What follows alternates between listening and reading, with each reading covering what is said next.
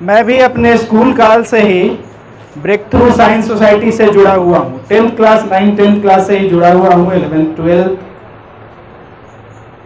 और मैं जब कोचिंग करता था तभी ब्रेक थ्रू साइंस सोसाइटी का विभिन्न कार्यक्रमों में जाता था, ऑर्गेनाइज करता था एज ए श्रोता, एज ए ऑर्गेनाइजर। मैं विभिन्न जगहों पर जाकर के कार्यक्रम आयोजित करता था, कार्यक्रम का एक पार्ट रहता था। तो breakthrough science society, even Galileo science society का भी एक आध दो कार्यक्रम में मैं यहाँ आया हूँ। मुख्य उद्देश्य क्या है, विभिन्न तरह के जो साइंस सोसाइटीज चल रहे हैं पूरे भारत देश में, और ब्रेक थ्रू साइंस सोसाइटी उसका एक पार्ट है, गैलीलियो साइंस क्लब। मूल उद्देश्य है कि हमारे समाज में जो अविज्ञान है, अवैज्ञानिक विचारधारा, अवैज्ञानिक जो कार्यक्रम हो रहे हैं, उसके खिलाफ में विज्ञान संबंधी चिंतन, वैज्ञानिक चिंतन और वैज्ञानिक सोच को समाज के आगे ले जाना। अवैज्ञानिक कार्य जो हो रहे हैं उसके खिलाफ में वैज्ञानिक चिंतन पैदा करना, वैज्ञानिक कारण क्या है ये खोज करके समाज के लोगों को दिखाना, छात्रों को उसके पीछे का वैज्ञानिक चिंतन क्या है, वैज्ञानिक कारण क्या है ये बताना, ये मूल उद्देश्य है। आज का जो दिन है सूर्य ग्रहण, इस पर भी मूल उद्देश्य यही है कि जो हम लोग कहते हैं कि सूर्य ग्रहण लगा तो सूर्य ग्रहण के पहले जो खाना बना है वो नहीं खाना चाहिए। सूर्य ग्रहण के दरमियान जो गर्भवती महिलाएं हैं उनको चाकू नहीं चलाना चाहिए, खाना वगैरह नहीं बनाना चाहिए। सूर्य ग्रहण के बाद जो खाना पहले बनाए हैं वो बाद में नहीं खाना चाहिए। तरह तरह की भ्रांतियां हैं समाज में। इन भ्रांतियों के पीछे जो वैज्ञानिक कारण है, इस वैज्ञानिक कारण को उजागर करके लोगों को के सामने ले जाना, खास करके जो नए बच्चे हैं, जो नया खून है, जो इस देश का, इस समाज का भविष्य है, उनको ये चीज एकदम क्लियर होना चाहिए कि अंधविश्वास नाम का, कि खाना नहीं खाना, चाकू नहीं चलाना, ये सब करने से सब कुछ हो जाएगा, सब कुछ ठीक रहेगा, ये बिल्कुल अवैज्ञानिक है। ये कतई एकदम एक सिरे से इसको नकारा जा सकता है, और वो छोटा सा एग्जाम्पल, कोई भी चीज का आप एग्जाम्पल लेकर के नकार सकते हैं। जैसे पिछले 10-12 सालों से मैं तो सूर्य ग्रहण में खाता हूं, मैं नहाता नहीं हूं। जब नहाना होता है जिस दिन नहा लेते हैं, जो खाना खाना होता है खा लेते हैं। आज तक हमको कुछ नहीं हुआ। रोड पर चलते हैं, बिल्ली रास्ता काट दी तो हम कई बार देखते हैं कि मेन रोड पे, जीटी रोड पे लोग रुक गए हैं, तो मैंने भी देखा, मैं क्रॉस कर गया, बाकी लोग क्रॉस कर रहे हैं उसके बाद, तो आज तक तो मुझे कुछ हुआ नहीं। हाँ, अगर वो संयोग है कि अगर उसी समय कुछ हो जाता है तो लोग मान लेते हैं कि बिल्ली के रास्ता काटने से वैसा हो गया, लेकिन वो एकमात्र संयोग है। वो आप बिल्ली रास्ता नहीं काटती फिर भी हो सकता था। तो इस संयोग को उस चीज से जोड़ देना ये गलत बात है, ये अवैज्ञानिक है। और सूर्य ग्रहण कैसे लगता है, ये प्राइमरी स्कूल से घर में even 8th 9th 10th class में बताया जाता है, पढ़ाया जाता है, भौतिक विज्ञान में, फिजिक्स में। और इसका डिटेल सर बैठे हुए हैं, वो डिटेलिंग करेंगे, आपको एक एक चीज, टेक्निकल चीज बताएंगे। लेकिन जो मोटी बात है, मोटी बात यही है कि पृथ्वी और सूर्य के बीच में जब चंद्रमा आ जाता है तो हम किसी भी, कोई भी चीज, एक फ्रेम ऑफ रेफरेंस होता है ना, कि सामने वाले को देखने के लिए मेरा विजन जो है क्लियर होना चाहिए। सामने वाला पेड़ हमको देखना है तो ये कोई रुकावट सामने नहीं होना चाहिए। अगर सामने वाला पेड़ हमको नहीं दिख रहा है, मतलब है कि मेरे नजर और सामने वाले पेड़ के बीच में कोई ना कोई रुकावट है, तभी मुझे नहीं दिख रहा है। या आंशिक रूप से दिख रहा है। अगर मैं मान लूं कि यहां पर बोतल को ऐसे रख लूं तो मुझे सामने वाला पेड़ नहीं दिखाई देगा। बोतल को ऐसे रखूं तो सामने वाला पेड़ आधा दिखाई देगा। अगर बोतल को हटा दूं सामने वाला पेड़ पूरा दिखाई दे रहा है। सेम टू सेम सूर्य के साथ, सूर्य और पृथ्वी के साथ है। पृथ्वी पर जितने लोग रहते हैं सभी के साथ नहीं, पृथ्वी पर रहने वाले एक क्षेत्र के लोग, जिस क्षेत्र को सूर्य के प्रकाश को जितना बाधित कर रहा है चंद्रमा, जिस एरिया में बाधित कर रहा है पृथ्वी के जिस एरिया में, उस एरिया से, उस स्थान से सूर्य पूरी नहीं दिखेगा। हमें सूर्य की रोशनी नहीं दिखेगी। अगर थोड़ा सा भी सूर्य को ढक रहा है चंद्रमा तो वो हमें थोड़ा सा सूर्य कटा हुआ दिखाई देगा। पूरा ढक रहा है पूरा कटा हुआ दिखाई देगा। ये अर्ध सूर्य ग्रहण, पूर्ण सूर्य ग्रहण का कॉन्सेप्ट है। तो ये साइंटिफिक चीज है, ये भौतिकी चीज है। भौतिकी का ज्ञान जिन्हें भी होगा, जिन्हें भी सोलर सिस्टम का ज्ञान थोड़ा भी होगा, वो इन सारी चीजों को समझेंगे। अब एक इसमें बात आती है कि भौतिकी का ज्ञान रहने के बाद भी, वैज्ञानिक रहने के बावजूद भी इन सारी चीजों का वो व्याख्यान देते हैं कि सूर्य ग्रहण का प्रभाव होता है, कि खाना उसके पहले बाद में नहीं खाना चाहिए, उस दरमियान में कुछ काम नहीं करना चाहिए। तो दो चीजें होती हैं, एक विज्ञान के जानकार होना, विज्ञान का पंडित होना, और विज्ञान की समझदारी रखना। एक अनपढ़ आदमी भी वैज्ञानिक हो सकता है और एक पढ़ा लिखा आदमी भी अवैज्ञानिक हो सकता है, इसमें कोई शक नहीं है।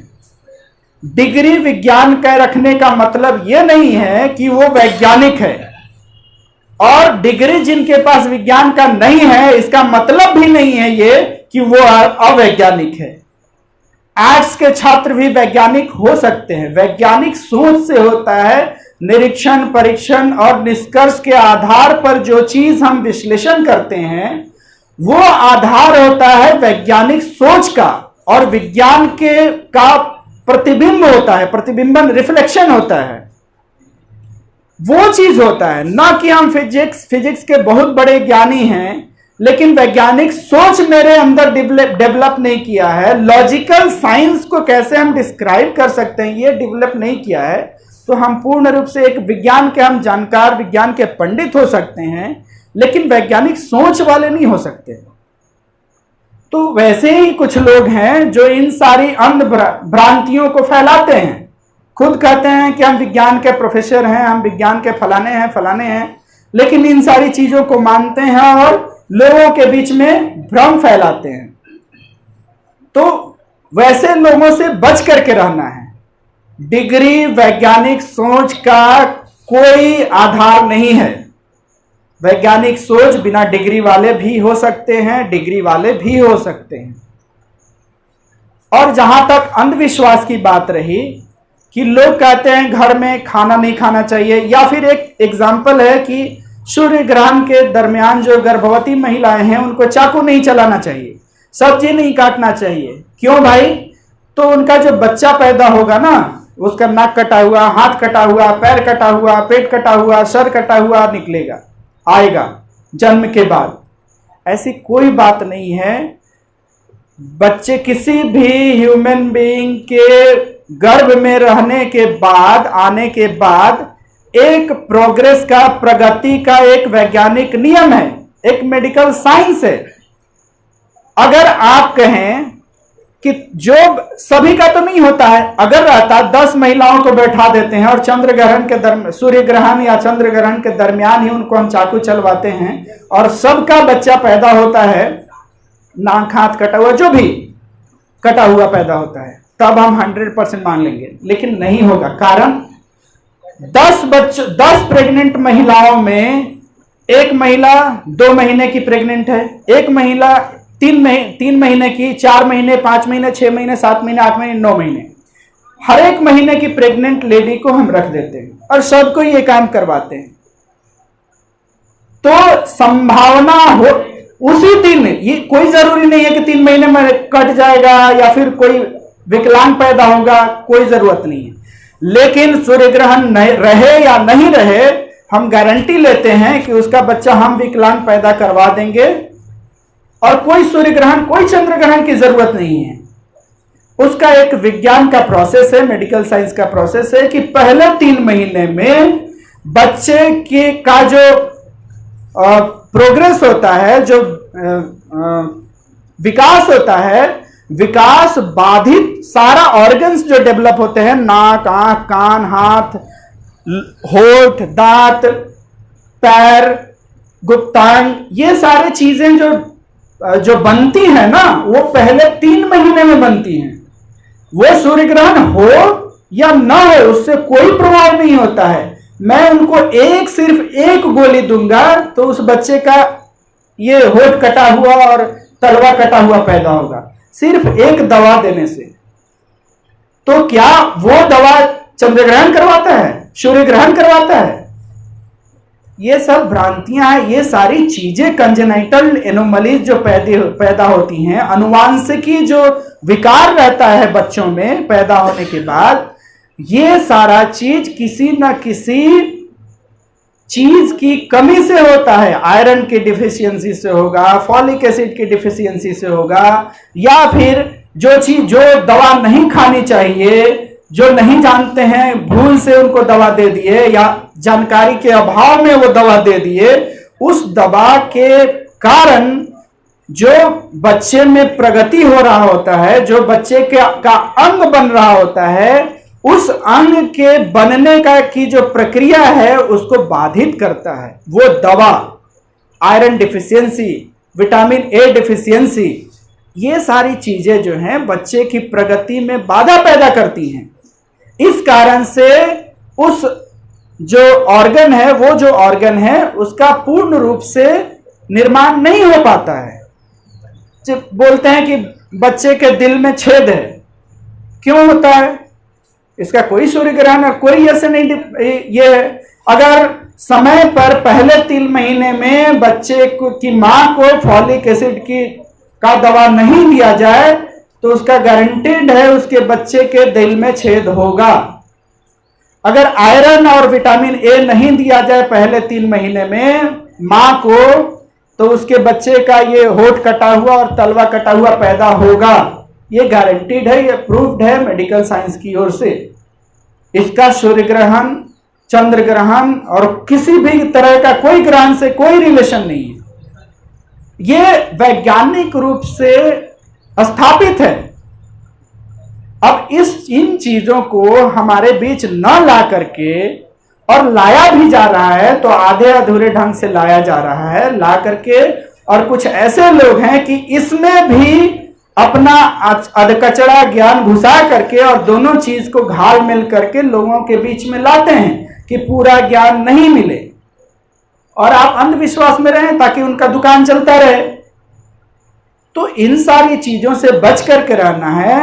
और जो भी पूछे कि चंद्र ग्रहण, हाँ 3 महीना का अगर किसी के पेट में बच्चा है, 3 महीना तक किसी भी दिन कुछ भी नहीं करना है, मतलब बेकार चीजें नहीं खानी है, कोई बिना डॉक्टर के सलाह से दवा कोई नहीं लेना है। आयरन जो डॉक्टर दे रहा है उसको प्रॉपर खाना है, फॉलिक एसिड जो दे रहा है, विटामिन ए दे रहा है, वो सब चीज खानी है। अगर उन चीजों की कमी होगी तो विकार पैदा होगा, उन चीजों की कमी नहीं होगी, और भी 3 महीने तक। 3 महीने के बाद अगर 6ठे महीने कोई सूर्य ग्रहण हो रहा है, कोई काट या उसका गारंटी लेते हैं कि उसका बच्चा अगर विकारित पैदा होता है तो उस दिन अगर मान लिया जाएगा कि विज्ञान फेल है। ऐसा कभी नहीं हुआ है। 3 महीने के बाद कहीं भी कोई भी कुछ भी कर रहा हो, उसके बच्चे को कुछ नहीं होता है। तो ये सारी चीजें मेडिकल साइंस में, ये सारी चीजें पढ़ानी चाहिए, लोगों को बताना चाहिए। नहीं होता है तो इसके भी, अगर मान लीजिए हम कुछ नहीं जानते हैं, तो इन सारी चीजों के पीछे वैज्ञानिक कारण क्या है, इसका खोज करना चाहिए। हम छात्र क्यों हैं? छात्र कोई 9, 10, 11, 12 डॉक्टर, इंजीनियर, साइंटिस्ट बन गया, उसका छात्र जीवन कभी नहीं खत्म होता है।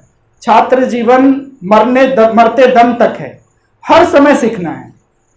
तो ऐसी चीजों को सीखें जो समाज को, अपने मस्तिष्क को प्रगतिशील बनाए, साइंटिफिक बनाए। और इसके लिए करना क्या होगा? तो हमेशा खोजी दिमाग रखना होगा कि कोई भी चीज हम देख रहे हैं तो ऐसे ही विश्वास नहीं कर लेना है। उसके पीछे कारण क्या है, क्यों हो रहा है, कौन करवा रहा है। यह भी नहीं मान लेंगे कि फलाना आदमी करवा रहा है तो सही करवा रहा है, नहीं, उस चीज को करके हम देखेंगे। अगर हो रहा है ऐसा तो सही है, मेरे बस की चीज नहीं है तो कर नहीं सकते हैं। तो थ्योरी, तो जो वैज्ञानिक आधार पर जो थ्योरीज हैं, जो स्थापित विभिन्न मैगजीन्स है, विभिन्न साइट्स हैं, उसके द्वारा हम देख सकते हैं, रिसर्च कर सकते हैं, रिसर्च करके पढ़ सकते हैं। नहीं पढ़ सकते हैं, उतना हमको ज्ञान नहीं है, तो हमारे जो ऐसे लगते हैं कि ये लोग प्रगतिशील हैं, व्यक्ति हैं, ये हमें अच्छा ज्ञान दे सकते हैं, उनके संपर्क में रहें, उनसे पूछें, उनसे समझें, ये काम कर सकते हैं। और ये सारी चीजें करके हम वैज्ञानिक सोच को पैदा कर सकते हैं और लोगों के बीच में भी ले जा सकते हैं। तो इस विचार को, इस सोच को और इस गति को, इस चिंतन को, वैज्ञानिक चिंतन को बढ़ाना है और यह प्रक्रिया खुद में जारी रखनी है। तभी हम भी एक वैज्ञानिक सोच वाले रह पाएंगे। अगर ये जिस दिन खत्म हुआ उस दिन हमारा वैज्ञानिक सोच भी जाएगा और हम जैसे कॉमन लोग सोचते हैं उसी तरह से हम भी सोचेंगे। तो इसी उम्मीद के साथ कि जो लोग ऐसी सोच प्रक्रिया रखे हुए हैं, बहुत अच्छी बात है।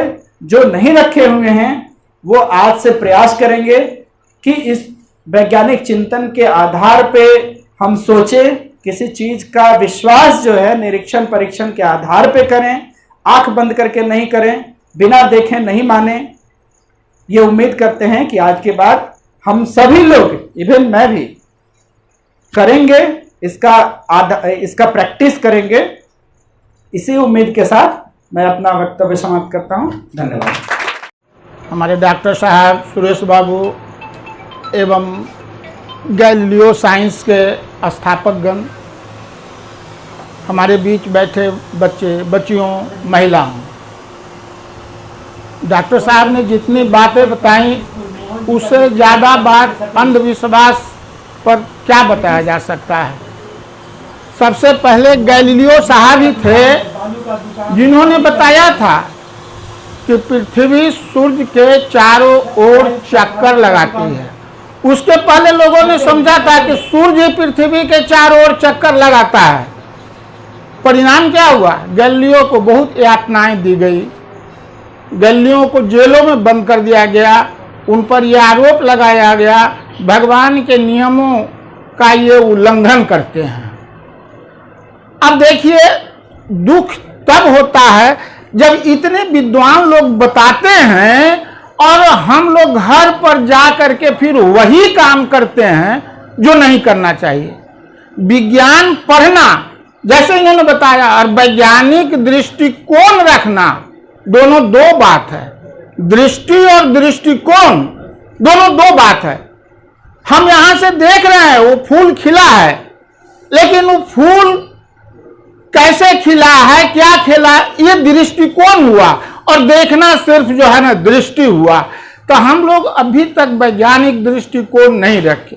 ये में बहुत बच्चे बच्चे होंगे, मैट्रिक का रिजल्ट अभी हुआ होगा, दौड़े हुए चले गए होंगे महावीर मंदिर, वहां लड्डू चढ़ाए होंगे। एमएससी का विद्यार्थी पास करने के बाद ये कहता है कि या भगवान, अगर हम पास कर जाएं तो 5 किलो या 2 किलो लड्डू चढ़ाएंगे। जबकि हनुमान जी के समय में कोई ऑर्गेनिक केमिस्ट्री नहीं था, न कोई फिजिक्स था उस समय, वो क्या निर्णय करेंगे आप ही सोचिए। लेकिन हम लोग जाके माथा टेकते हैं, या हनुमान जी पास कर जाएंगे। अरे वो क्या पास कराएंगे, उस समय केमिस्ट्री था, फिजिक्स था। हम लोग, अरे बच्चे बच्चियों, ये लोग भी, जैसे बहुत बार बिल्ली की घटना आई, तो मैं देखिए, बिल्ली बहुत हड़कालू जीव होता है, वो थोड़ा सा भी भनक मिला नहीं कि वो भागा। हो सकता है कि कहीं से झाड़ी में से बिल्ली बहुत दौड़ते हुए निकली होगी और सड़क के उस पार गई होगी। आदमी जाने के वक्त सांप के डर से या बाघ के डर से वो भागी हो, देखे होंगे, तो अब उस दिन से धारणा बन गई कि बिल्ली काटे तो रास्ता रुक के इसलिए देखा होगा कि कोई सांघातिक जीव तो नहीं आ रहा है, लेकिन हम लोगों ने उसका ये बना लिया। एक बच्चों, एक छोटी सी कहानी के माध्यम से मैं बताता हूं। एक घर में बिल्ली पाले हुआ था, पालतू बिल्ली। उसके यहां शादी थी उसके बच्ची की। वो बिल्ली को सोचा कि जूठा ना कर दे कोई चीज, इसलिए उसको छैटी ओढ़िया जो है उसे ढक दिया, ढक के छोड़ दिया। लड़की की विदाई के वक्त हर माँ बाप बहुत दुखी होता, सो गया, ख्याल ही नहीं रहा कि उसको खाना दिया कि नहीं दिया। जब शाम में ख्याल आया, कहा मैंने तो बिल्ली को ढक दिया था, बिल्ली मर गई। खैर बिल्ली मर गई, बिल्ली फेंक दी। अब उस घर का एक रिवाज हो गया, कोई शादी हो तो एक बिल्ली मारना जरूरी है, नहीं तो घर में अशुभ होगा। हमारे यहाँ ये दृष्टिकोण है। अभी बोले कि डॉक्टर साहब जादू विधि का, वो कोई बड़ी चीज नहीं है, विज्ञान की छोटी मोटी। जैसे कोई आप मुंह से, एक बाबा जो है धुआं निकालते चलते थे, लोगों ने धुआं बाबा नाम धर दिया। ये आप भी कर सकते हैं। पान में खाते हैं चूना, जिसको कहते हैं अमोनियम क्लोराइड, पढ़े NH4Cl, और खाना उसमें खाइएगा चूना के बाद उसमें जो एक चीज और है, उसको खाने के बाद अमोनियम क्लोराइड और चूना, हाँ अमोनियम क्लोराइड और चूना दोनों मिलकर अमोनिया गैस बनाएगा। मुंह खोलेगा धुआं निकलेगा। जिस समय आदमी 10 को देखा, मुंह खोला धुआं निकला, कहा कि बाबा तो बहुत पहुंचा हुआ है। और भी बात है, वो कोई भी आदमी कर सकता, आप भी फूंक करके आग लगा सकते हैं।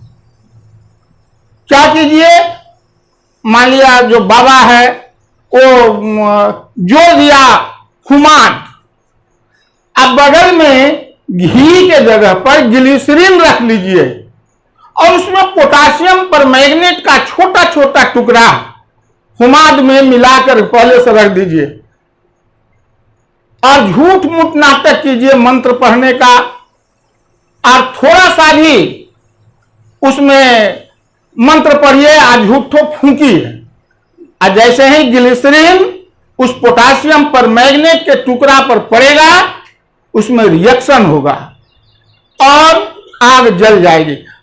बाबा, लोग सोचे बाबा तो फूंक करके आग लगा दी।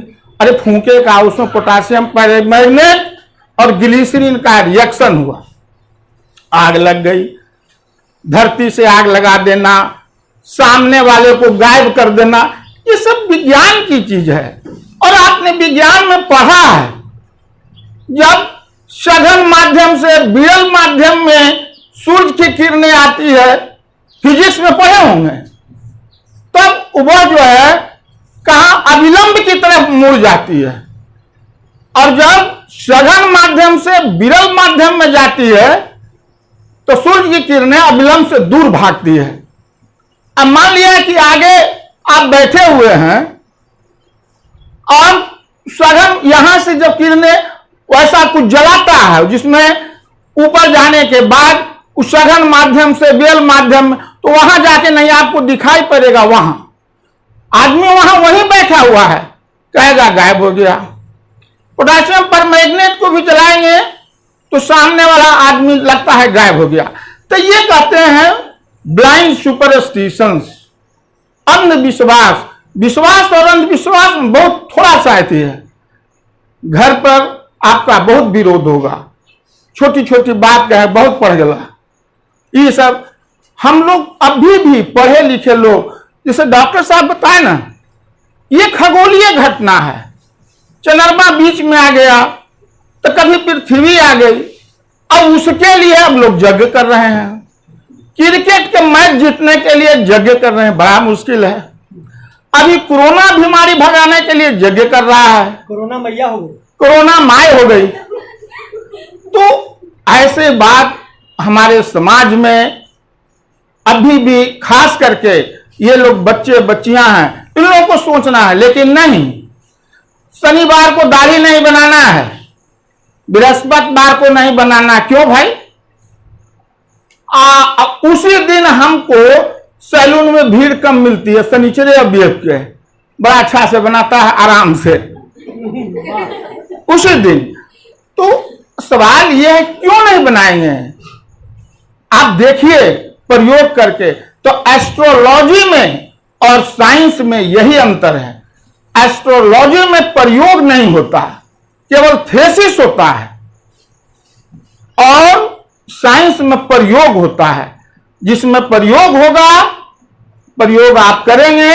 अब मान लिया कि डॉक्टर साहब हैं, विज्ञान और जूलॉजी बहुत अच्छा जानते हैं, ऑपरेशन कहीं नहीं किए हैं, ऑपरेशन करने जाएगा, हाथ हिलेगा, नस कट जाएगी। इसलिए प्रयोग और एक्सपेरिमेंट में दोनों, थ्योरी एंड प्रैक्टिकल, साइंस वाला दोनों करता है। लेकिन एस्ट्रोलॉजी में बस वही पूजा पाठ जग। तो आपसे यही आग्रह है, बहुत कुछ ये बात बताए हैं, और हमारे मुकेश बाबू इन लोगों के आगे तो सूर्य के आगे दीपक ही हैं हम लोग। लेकिन जो बताएंगे उसको कम से कम ग्रहण कीजिए। एक ही बात है, ये नहीं कि यह कान से सुनिए वो कान से निकाल लीजिए। यहां से गए और मां बोली पीपर के बेथी में आज फर्नीचर हो, सवेरे सवेरे एक लोटा पानी दे के आओ, डाला बा, उससे शायद बढ़िया रिजल्ट हो जाए। पढ़िए, एक आधा घंटा उधर समय बर्बाद हुआ, पढ़े भी नहीं, कुछ नहीं। आप थिंकिंग मत, कोई भी दुनिया में बुरा नहीं होता है। Nothing is good, nothing is bad, thinking makes it so. जैसा आप सोच रखेंगे वैसे ही आपका दिमाग होगा। आइंस्टीन साहब ने भी कहा था ये दुनिया सोच से बनी है, इसलिए अपना सोच दुरुस्त रखिए। सोच दुरुस्त रखिएगा, आपका दिमाग दुरुस्त होगा। सोच ढुलमुल रखिएगा, दिमाग ढुलमुल। आप ही सोचिए कि अगर नीचे पैजामा और ऊपर पैंट पहन के चलिए, लोग क्या कहेगा? नीचे धोती और ऊपर पैंट। हम लोग यही कर रहे हैं, पुरानी सोच को भी और नई सोच को भी, दोनों को चाहते हैं मिला करके चलना। इट बिकम्स रिडिकुलस, हास्यास्पद हो जाता है।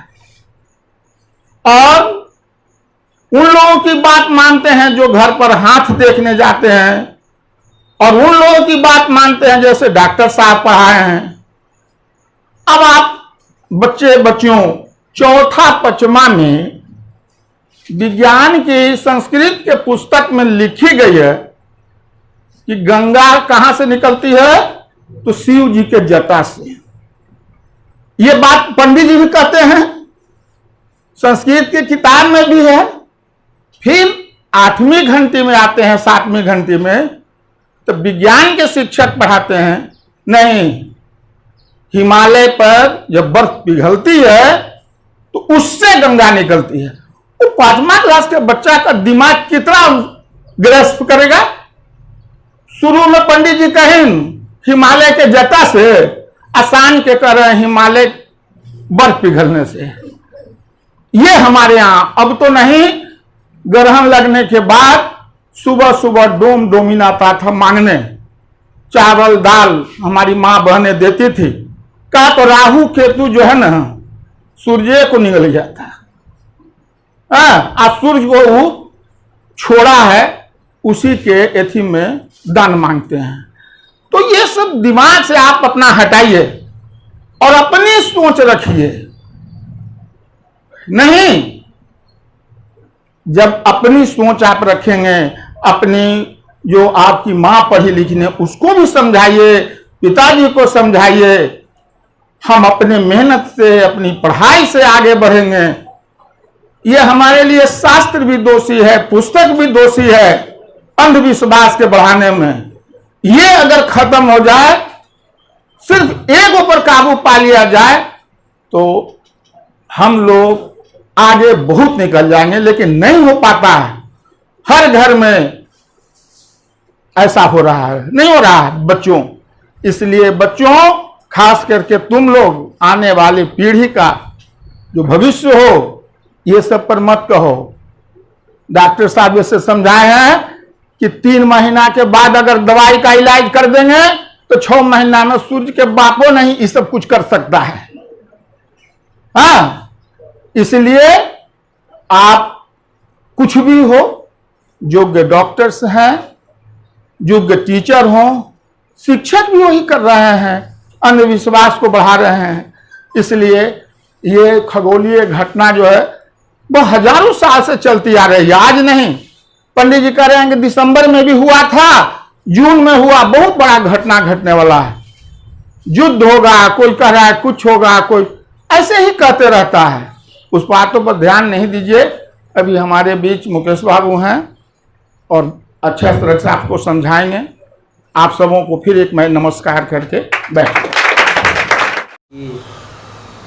आज हम लोग यहाँ एकत्रित हुए हैं और जैसा कि मैं बताऊं, बहुत ही शॉर्ट टाइम में कि 21 जून को सोलर इक्लिप्स होना है और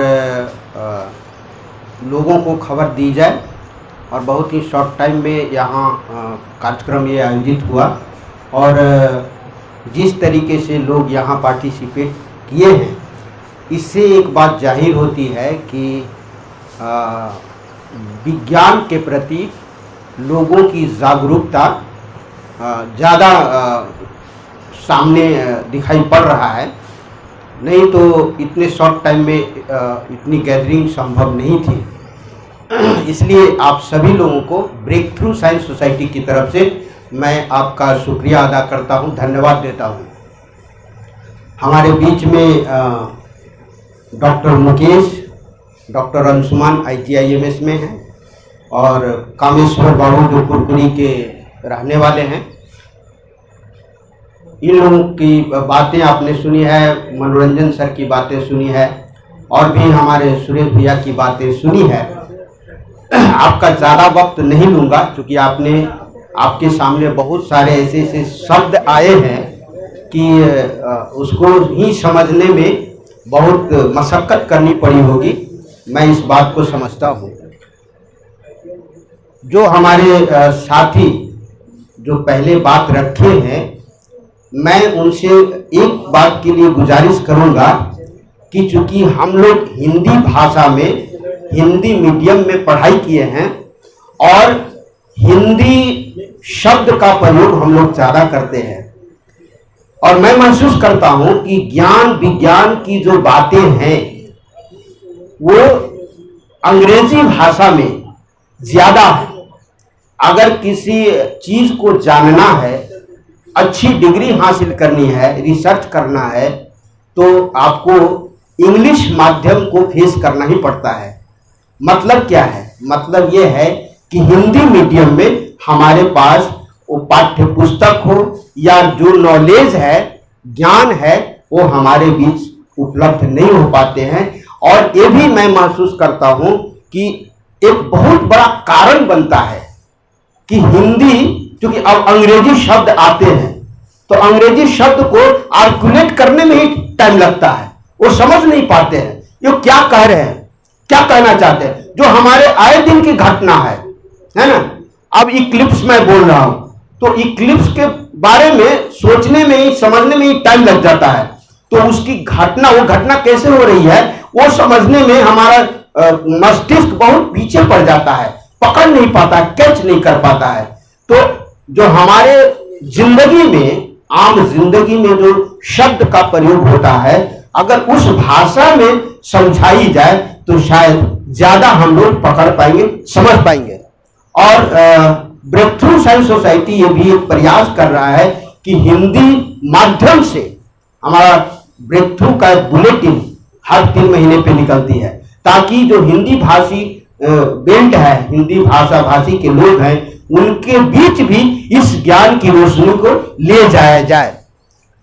तो आज के दिन हम एक बात कह के, चूंकि बहुत सारी बातें हुई है और एक मस्तिष्क को भी ग्रास्प करने की क्षमता, एक लिमिटेशन होता है, तो इससे ज्यादा और बात करना मैं समझता हूं कि ज्यादा हो जाएगा। जैसे बोतल छोटा है और पानी ज्यादा डालेंगे तो वो पानी कहां जाएगा, वो बाहर जाएगा।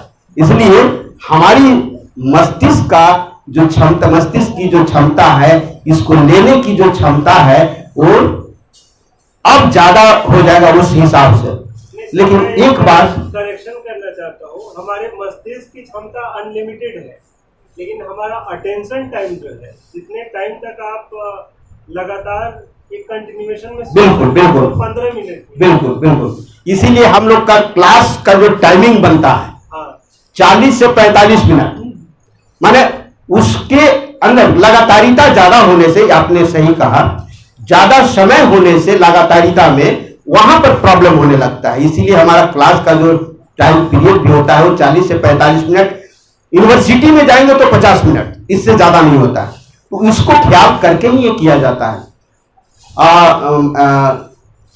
एक बात कह के मैं अपनी बात को समाप्त करूंगा कि आज जो ये कार्यक्रम आयोजित हुआ है, ये ब्रेक थ्रू साइंस सोसाइटी पूरे देश में जिस भी तरीके से हो कि इस सोलर इक्लिप्स को लोग देखें और इसके पीछे जो वैज्ञानिक कारण है इसको समझे, क्योंकि अंधविश्वास को अगर फाइट करना है, अंधविश्वास को खत्म करना है, तो वैज्ञानिक चिंतन को लाना पड़ेगा। बिना वैज्ञानिक चिंतन को लाए हम अंधविश्वास को फाइट नहीं कर सकते, अंधविश्वास को खत्म नहीं कर सकते। जैसे अंधेरा है, बदली छाती है तो अंधेरा आ जाता है, लेकिन बदली जब छटता है बादल तो रोशनी आ जाती है। वैसे ही अंधविश्वास और विज्ञान के बीच संबंध है। जब विज्ञान आएगा, वैज्ञानिक नजरिया आएगा, तब अंधविश्वास कोसों दूर भागेगा,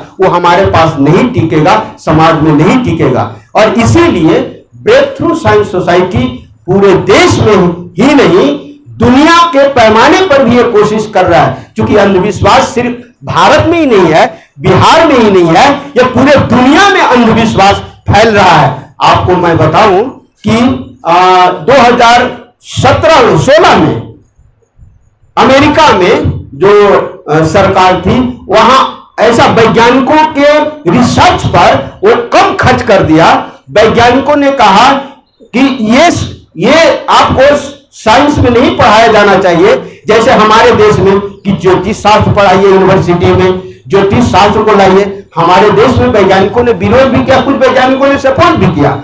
वैसे ही अमेरिका में भी जब ऐसी जो पौराणिक कथाएं हैं उसको पढ़ाने के लिए सरकार ने कहा, तो वैज्ञानिकों ने इसका मुखालफत किया, विरोध किया, और उसी अमेरिका में जो वैज्ञानिक थे सड़क पर उतर गए कि अब मैं लेबोरेटरी में क्या करूंगा, अब मेरे लिए जगह सड़क पर है। और इसीलिए ये अंधविश्वास फैलाने का काम सिर्फ हिंदुस्तान या हमारे ये ईशोपुर या फुलवारी शरीफ या बिहार में ही नहीं है, ये पूरे दुनिया में अंधविश्वास काम कर रहा है। इसीलिए ब्रेक थ्रू साइंस सोसाइटी का काम पूरे दुनिया के पैमाने पर कोशिश हो रहा है कि इस विज्ञान को, वैज्ञानिक नजरिया को, विज्ञान तो आप डेली इस्तेमाल कर रहे हैं, आप कपड़े जो पहन रहे हैं, आप चश्मा लगा रहे हैं, आप मास्क लगा रहे हैं, जो कुछ भी आप यूज कर रहे हैं उसके पीछे वैज्ञानिक सिद्धांत के आधार पर काम करते हुए उत्पादन हुआ है, जिसका हम इस्तेमाल कर रहे हैं।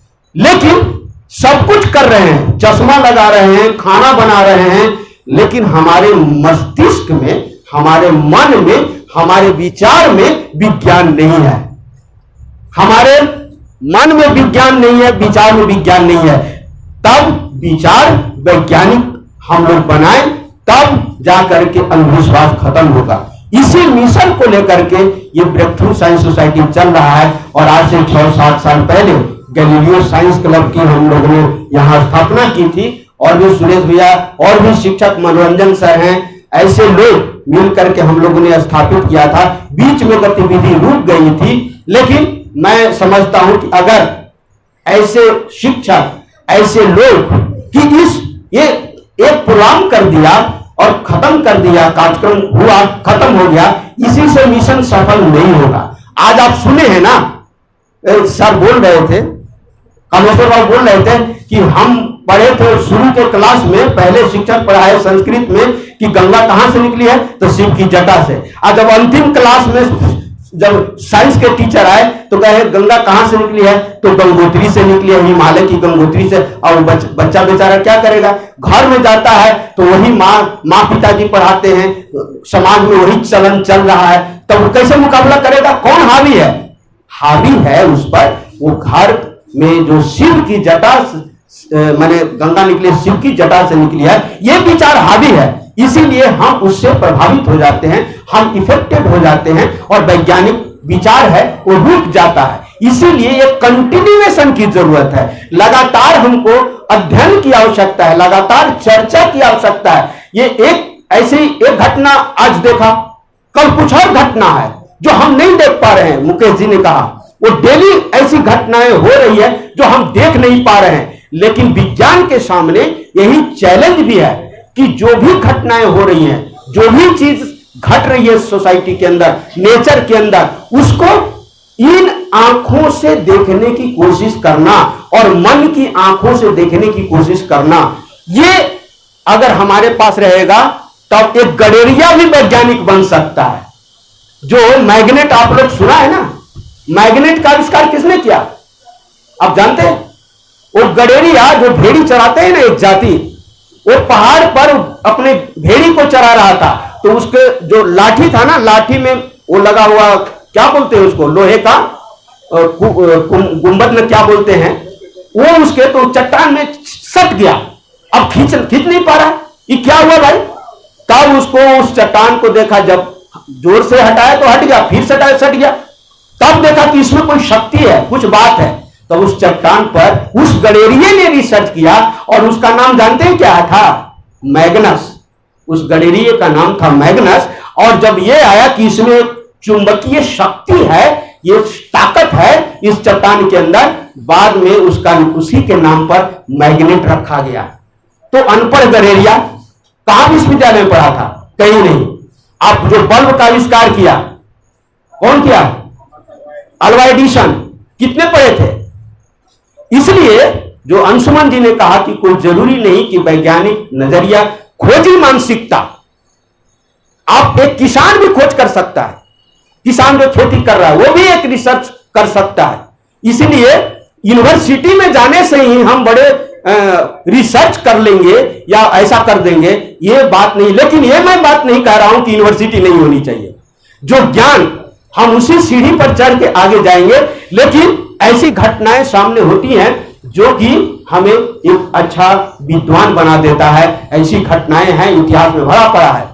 इसीलिए ब्रेक थ्रू साइंस सोसाइटी एक लगातारिता में ये कोशिश कर रहा है। मैं आप लोगों से आज अपील करना चाहूंगा कि जब भी, माने हम अकेले या सुरेश भैया अकेले या मनोरंजन सर अकेले या श्री राम सर अकेले इस काम मिशन को आगे नहीं बढ़ाएंगे। ये जितने लोग बैठे हैं, आप सब लोग कुछ कुछ योगदान दें। योगदान मतलब आप सीखें, योगदान मतलब पैसा और ये नहीं देना है। आप समझें कि हाँ, आज बैठक होनी चाहिए, आज मीटिंग होनी चाहिए, फलाना तारीख को गैलीलियो का जन्मदिन है, इस बात को ले जाने के लिए कार्यक्रम करना चाहिए। ऐसे अगर हम लोग सोचेंगे तो देखेंगे कि इस ईश्वरपुर में, जैसे आपके चर्चा सुरेश भैया ने किया, मुकेश एक साइंटिस्ट का दर्जा हासिल कर रहे हैं, तो आपके ईश्वरपुर में और भी साइंटिस्ट हो सकते हैं। तो ये लगातारिता में अगर हम लोग कार्यक्रम करेंगे तो अंधविश्वास का भी मुकाबला होगा, अंधविश्वास को भी हम पराजित करेंगे और वैज्ञानिक चीजों को समझ पाएंगे, वैज्ञानिक नजरिया हासिल कर पाएंगे। और हम इस ये जो साइंस मूवमेंट जिसको बोलते हैं, विज्ञान आंदोलन जिसको बोलते हैं, हम इस आंदोलन को आगे बढ़ा पाएंगे अगर हम संकल्प लेते हैं। तो ये जो सन फिल्टर, देखिए ये जो आपने देखा है ना सन फिल्टर से, ये सन फिल्टर आप जाएंगे बाजार में तो 125 कीमत है, 125 कीमत है। लेकिन ब्रेक थ्रू साइंस सोसाइटी ने अमेरिका से इसके अंदर जो ग्लास जिससे देखते हैं, पूरा ग्लास नहीं है, एक छोटा सा स्क्वायर में जो पार्ट है वही प्रमुख है, वो अमेरिका से ब्रेक थ्रू साइंस सोसाइटी ने मंगाया और उसको अपने माने हाथों से कार्यकर्ताओं ने निर्माण किया कि हिंदुस्तान के अंदर सस्ते दाम पर जो मिनिमम कॉस्ट है उसको लेकर के ही हम इस देश के अंदर वैज्ञानिक नजरिया का प्रचार करेंगे। नहीं तो बाजार में जाएंगे तो 125 कीमत उस फिल्टर का है, लेकिन ब्रेक थ्रू साइंस सोसाइटी ने मात्र कहीं 10 रुपया में ही, कहीं 12 रुपया लेकर के ही इसको जो मिनिमम कॉस्ट पड़ा है, क्योंकि आगे चलाने के लिए वो जरूरी है, तो इस तरह से वैज्ञानिक नजरिया को ले जाने का काम ब्रेक थ्रू साइंस सोसाइटी कर रहा है। और छोटा छोटा साइंस क्लब बना करके, ये Galileo science club breakthrough science society का एक पार्ट है, ये affiliated to breakthrough science society Galileo science club. ऐसे ही जैसे लेग होता है ना पैर, तो बहुत सारे अगर हमारे लेग हो, बहुत सारे छोटे छोटे साइंस क्लब हो। एक जमाने में हमारे हिंदुस्तान में कलकत्ता में सत्येंद्रनाथ बोस जब थे तो छोटा छोटा गली गली में साइंस क्लब का निर्माण किया था जब हम गुलाम थे। आज तो हम आजाद हैं, हमारे स्कूल में कॉलेज में पढ़ाई नहीं हो रही है, वहां जो साइंस का जो प्रयोगशाला है वो अजायब घर बना हुआ है। तो ब्रेक थ्रू साइंस सोसाइटी इसको एक मुहिम के तौर पर लिया है कि हम गली गली में साइंस क्लब खोलेंगे और वैज्ञानिक नजरिया को ले जाएंगे, प्रचार प्रसार करेंगे, और तब जो अंधविश्वास है इस अंधविश्वास को हम लोग खत्म कर पाएंगे। इस मिशन को लेकर के चल रहा है। तो क्या आप इस मिशन में शामिल होने के लिए तैयार हैं? क्या आप हाथ उठा करके समर्थन दीजिए। अगर तैयार हैं तो फिर आगे भी हम लोग इस तरीके से इसको ले चलेंगे। क्या? Thank you very much. तो